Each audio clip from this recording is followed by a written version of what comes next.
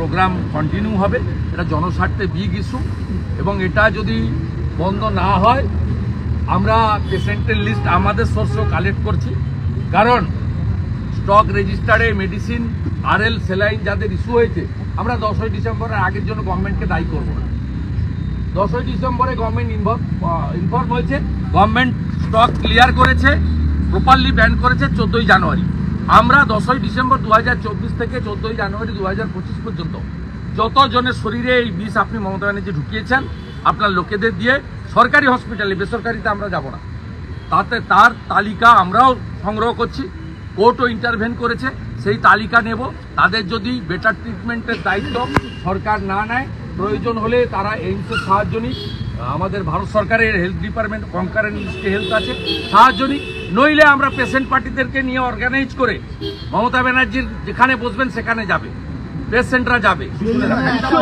আপনাকে বসতে দেব না, আপনাকে কোথাও বসতে দেব না। আপনি উত্তরবঙ্গে ছুটি কাটান আর দক্ষিণবঙ্গে ছুটি কাটান, আপনি সমুদ্রে থাকুন আর পাহাড়ে থাকুন, পেশেন্টের লিস্টটা আমরা পেয়ে যাই। পয়জন যাদের করেছেন, বেটার ট্রিটমেন্ট না দিলে পুরো পেশেন্ট পার্টির পরিবারকে নিয়ে নবান্ন সামনে বসবো, বাড়ির সামনে বসবো, যেখানে যাবেন বসবো, পেশেন্টরা বসবে, জাতীয় পতাকা হাতে নিয়ে বসবে, কোনো রাজনীতি হবে বিশ্ব হিন্দু পরিষদের স্টল বসতে দিল না।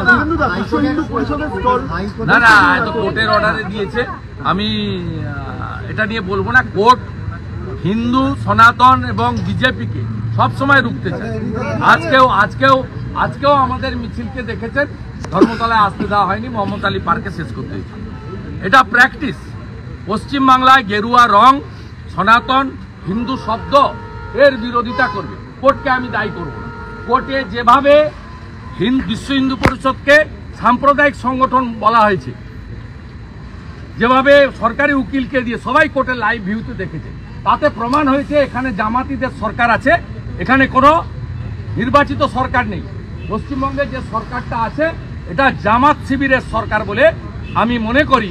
মুখ্যমন্ত্রীর মুর্শিদাবাদের মিটিংয়ে ইমাম থাকে, আর সেই মুখ্যমন্ত্রীর সরকারের লয়াররা বিশ্ব হিন্দু পরিষদের স্টল বন্ধ করে। বাকি উত্তর আগামীকাল 2টোর সময় মুখ্যমন্ত্রী যেখানে সভা করেছেন লালবাগে শুভেন্দু অধিকারী দেবে, মুর্শিদাবাদে কালকে দেখা হবে। জঙ্গি মুক্ত মুর্শিদাবাদের দাবিতে কালকে আমি মুর্শিদাবাদে